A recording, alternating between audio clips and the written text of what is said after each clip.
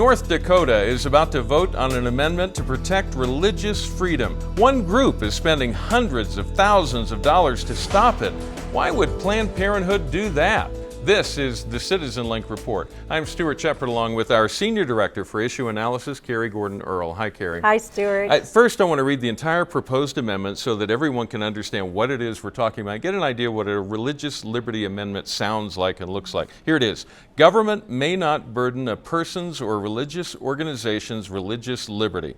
The right to act or refuse to act in a manner motivated by a sincerely held religious belief may not be burdened unless the government proves it has a compelling governmental interest, that's a key phrase, in infringing the specific act or refusal to act, and is used the least restrictive means, another key phrase, to further that interest. A burden includes indirect burdens such as withholding benefits, assessing penalties, or an exclusion from programs or access to facilities. Now, Carrie, I'm not saying the word abortion, I'm not saying reproductive rights. Why does Planned Parenthood care about this? Well, this is the first time, Stuart, we've had one of these religious liberty amendments on a state ballot. So it's really interesting to see what opposition comes out and what arguments are being used. What you will see here is Planned Parenthood, which you alluded to, has dropped more than $500,000 in order to stop this little state initiative, if you will, in North Dakota. And what it's tied to is Planned Parenthood's agenda to combat conscience rights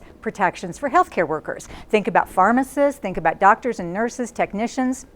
And they have a track record of opposing initiatives to try to give conscience and moral protections to these healthcare workers. If you have a pharmacist who does not want to dispense drugs that may cause an early abortion, if you have doctors and nurses who don't want to participate in abortion, Planned Parenthood opposes efforts to put laws on the books to protect those folks. Right. You also have the agenda with Planned Parenthood where they want to mandate abortion training for OBGYN residents so that there's abortion training for doctors because it's increasingly hard for them to find and recruit abortionists. So when you tie all that together and then you look at the North Dakota initiative, you can see that there's a bit of a connection there as far as their agenda.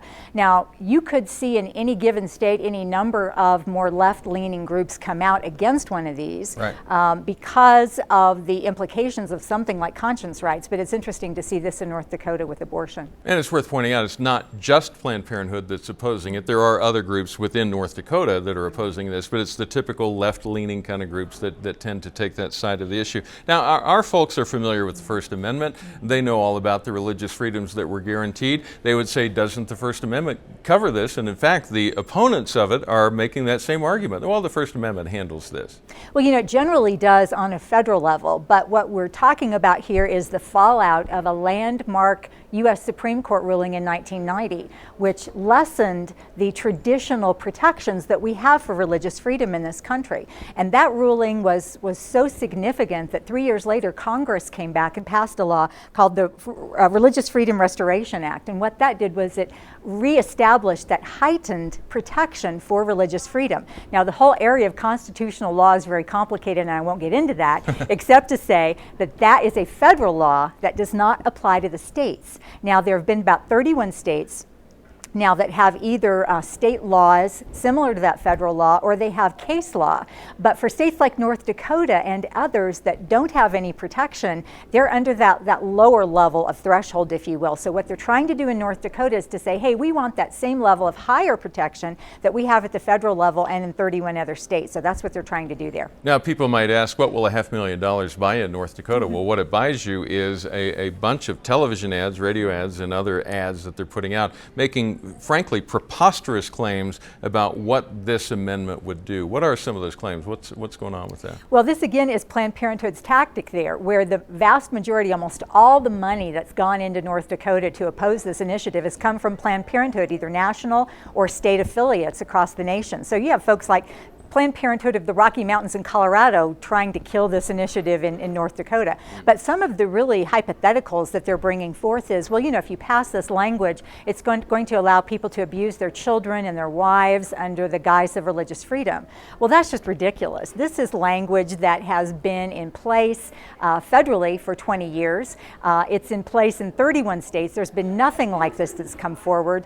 There was language like this that was on the books 30 years even before that Supreme Court decision. So we've got like 50 years of case law in the United States with this higher level of protection, and we haven't had any of these things happen. And when you mentioned the compelling interest when you were reading this at the opening, that's really key here, because what that says is, sometimes the government has a reason to say, no, you just can't do that. And, child abuse, domestic abuse would obviously fall into that category. So there's going to be a lot of latitude for existing laws, for criminal laws, for other types of laws to still be enforced. One of the other things that critics are saying is that this is just really broad and vague language. Well, simply it's not. Again, it's been tested in the arena of law for many years now, and we haven't seen any of these things happen. So they're really pulling out the scare tactics. They're pulling out the last minute big dollar donations from Planned Parenthoods across the country to try to kill this initiative in North Dakota, and the scare tactics, and hopefully that's not going to hold. So often we find ourselves, as I look at these, analyze various challenges of different kinds around the country, we always talk about what it's about, but the folks who oppose it always want to talk about something completely off the ranch, off base, not even within the realm of reasonable as far as the argument goes. Now, we talked about compelling government interest. That's what is the answer to the outrageous claims from the other side on this. It is, unless the government has a compelling government interest, at which point it could step in to protect a child who may be in need of government assistance at that point. The other phrase which you pointed out is the least restrictive means possible. That's something that's positive for church organizations, for ministry groups and that sort of thing, and individuals, that if the government does intervene, it's got to use a light touch. It does, and our religious freedoms in this country are foundational to us. That is one of the primary reasons our country was founded. And the government should not interfere with a person living in a way that's consistent with their deeply held religious and moral beliefs unless there is a compelling interest. So in that way, we do want to have some checks and balances here. There are some real basic types of cases that would be protected with this. For instance, where we've seen state universities tell Christian clubs they can't just have Christians in leadership. Right. We had a case in New York where nurses at a state hospital were being compelled to have to participate in abortions. They didn't want to do that. Cases in a couple different states of pharmacists under state law being compelled to have to dispense drugs that could cause an early abortion. In Colorado, here we've had cases where state Christian university students were stopped from applying for state scholarship aid. We had a situation where the state legislature tried to stop Catholic hospitals from buying and selling hospitals because the Catholic hospitals would not allow abortion or sterilization. So there's some real tangibles here that are important for people. And this is where we need to be defending their religious liberty. Doctors, nurses, pharmacists, technicians, none of those folks, whether it's a moral or a religious conviction, should be forced to do something that they deem as harmful or wrong. And that's where these types of initiatives come in, and that's what's put us at odds with Planned Parenthood in North Dakota. All right. Well, Carrie, thank you for getting us up to date on this, and appreciate your insights and helping us understand what it's all about. North Dakota, not the only state, of course, is going to be considering a religious liberty amendment. There will be others in the future coming up, and we hope that those go well.